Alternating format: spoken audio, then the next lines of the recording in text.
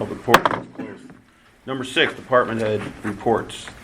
6.1, you have his report. Mr. Coppola resigned today. Mr. Mayor, I have a question. I don't know if you can answer that question.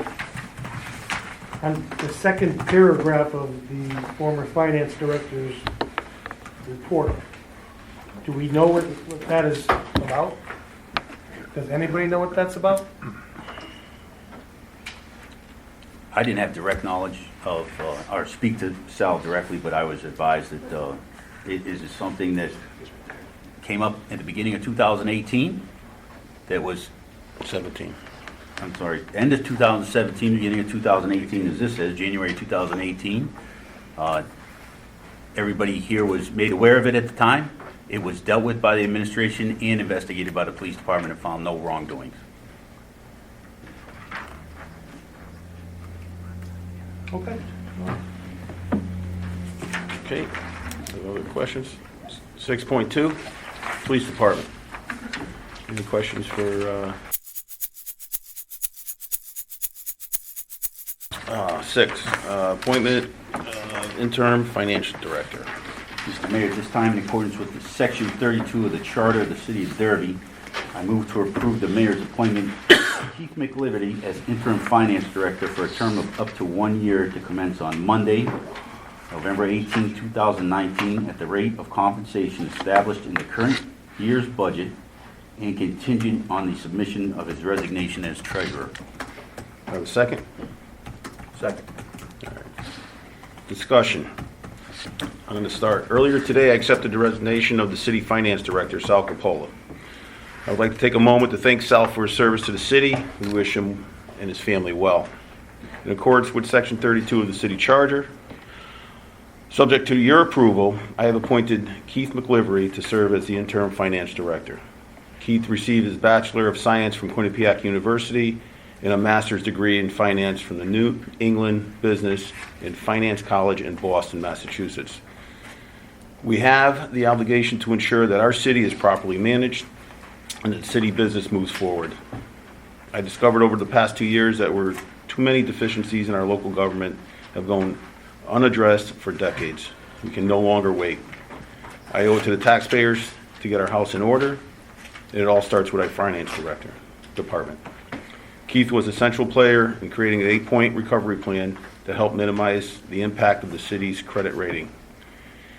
He has the most institutional knowledge of where we have been, and I have confidence that he is the best person for me to work with to create and implement an organizational changes to ensure that no future administration is faced with a budget crisis like I had just had to address. I'm requesting a 1-year term because December is the busiest time of the year. Based on recent budget issues, it is also allows sufficient time to close out open budget year with developing of the next year's budget. I have learned that the rating agency looks for continuity, and accountability. Keith will provide the city with both.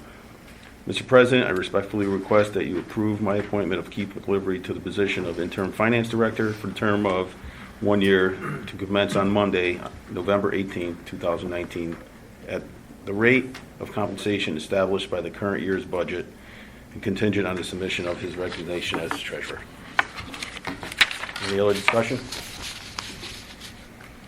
Bob, Go ahead, Bob. what?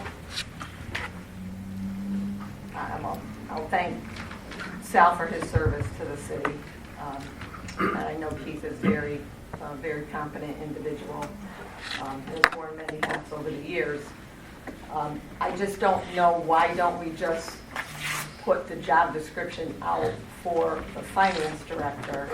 We have job description by the charter, by the section, and post it and get the position filled in the permanent nature that the charter says.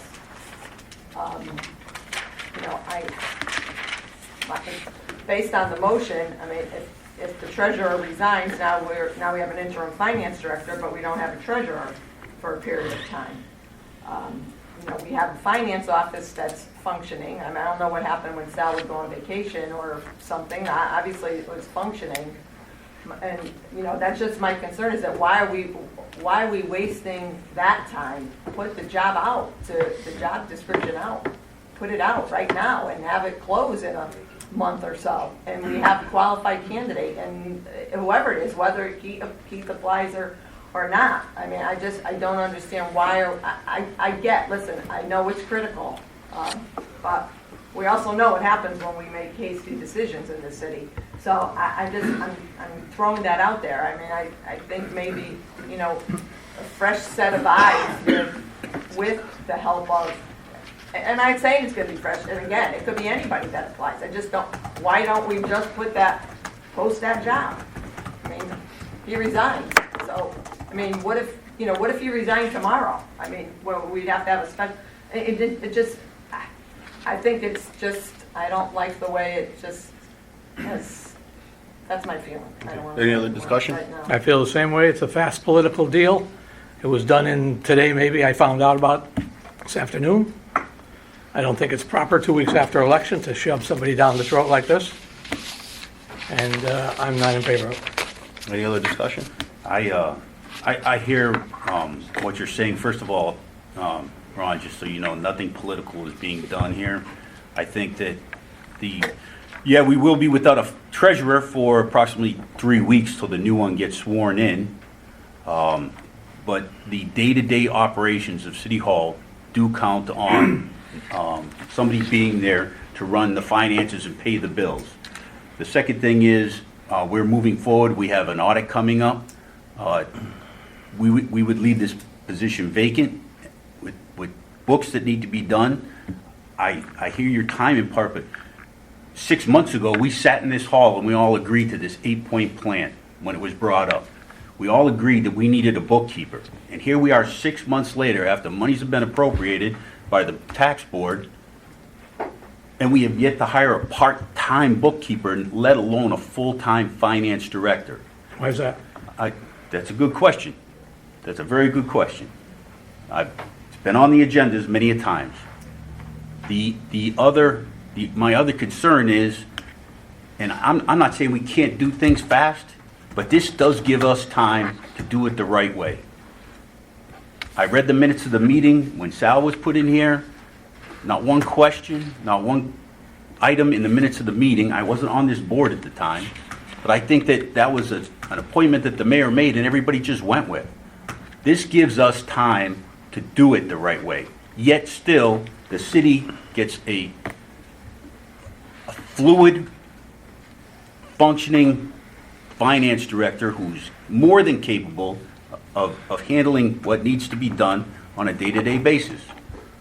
But right now, if Keith doesn't resign, he's still the treasurer until his term ends. Correct. So he's still capable as a treasurer because he's here, and we have a finance office. As far as, I mean, we've had the tax assessor's office function without a tax assessor for a period of time. We've had finance director before get fired, and we hadn't had a finance director. So I'm not saying we don't need it. And I don't want to get into, as well as I, we didn't get a contract back on the bookkeeper, but that's another issue. But I don't think this board as a whole, and I'm not saying the 8-point plan isn't a viable plan, but I don't believe this board as a whole approved that. I don't think there was a vote on it, but you're indicating like we all approved it. But we've been trying to take the tidbits of it and put them into action, is what we've been trying to do.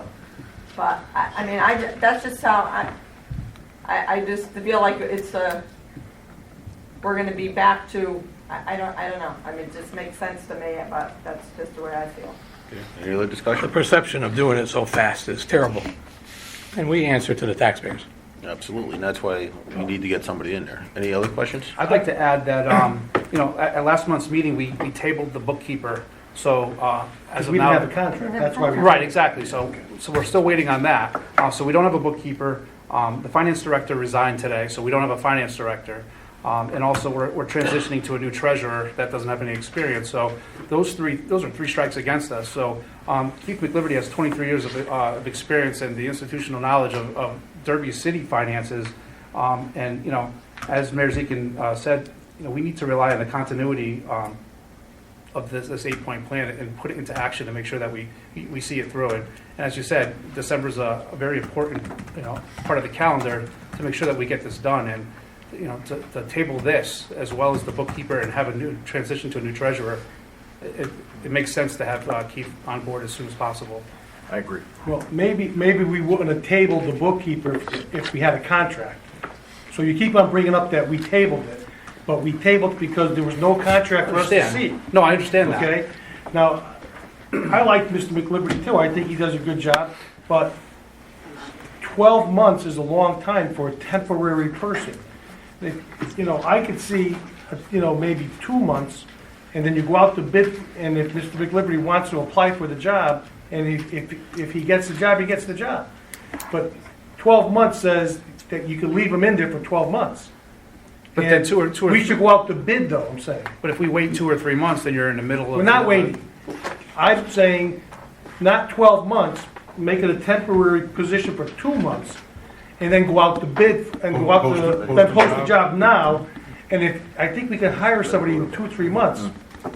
But then we transition to somebody else, and we're in the middle of the budget cycle, and we have to start over. Could be somebody else, it could be Keith, it could It be... still could be him. Any other discussion? Charlie, would you be in favor of changing the 12 months to... It's up to 12 months. I have full confidence in this administration to move forward as fast as they can to find somebody to replace it. What I would hate to do is, once again, if we set a 2-month time limit on it, then within 2 months, this board doesn't have enough time to go out to a job, which got to be posted for probably a month before we get anything back, and then we're going to need another month before we meet again to go over these resumes, and then another month again. Well, But it's- now we're 3 months in, and we only have somebody for 2 months. This gives us the time to digest the information that we get, and then if it goes 3 months, we don't need to come back and say, hey, listen, we've been out without somebody for a month. If it has to go 4 months because we need that time, then we have somebody who in the interim is taking care of the day-to-day business of this place. But it also is a job, the job gets posted, the mayor makes the recommendation to us. We're not gonna see anything until he comes to us and say, it's Joe Smith that he recommends for finance director. So it's not, we don't have that, our role is just approving his recommendation with the salary and qualifications by the charter. But I'm sure that the course of the administration would be to, yes, look at them, figure out what they think the best route is by the people that they get, but then share that information with us. He's going to recommend something. But still, it's a job posting. It's not like we're gonna be, every month we're gonna, it's just like anybody else that by the charter that is a recommendation from the mayor. But- I mean, he's doing that tonight. Barbara, we can go back and forth, and my only point on that is we could sit here, and the mayor can come back in 2 months saying, I recommend this person, and the first argument we're going to get is, we haven't seen any qualifications, let's table it. And then it's going to get tabled for a month while we look over the qualifications. I'm saying hope this that- gives us that time I hope with that- somebody taking care of I hope things. that the job posting, with the qualifications by the charter, when the person applies, they're showing they have it. What I'm gonna do, I'm gonna call this now. Any more discussion? If not, this is my recommendation. I'm gonna call for a vote. The only one that could call for a vote is the Board of Aldermen itself. They can move the motion, you can't. Okay. But if nobody has any further. Only thing I said, everybody's rushing this thing. Everybody's worried. Okay, everybody, We replaced John Kennedy with Lyndon Johnson. Okay, well- I mean, you're worried about this and that, and you gotta shove this down everybody's throat. And That's Mr. all. Mayor, I would call to move the motion. Thank you. All right, can we have a roll call vote? Barbara DeGenero, I'm gonna just cast my vote right now. I haven't decided yet. Tom Donofrio, He can start. Bev Moran, Yes. Joe DiMartino, Yes.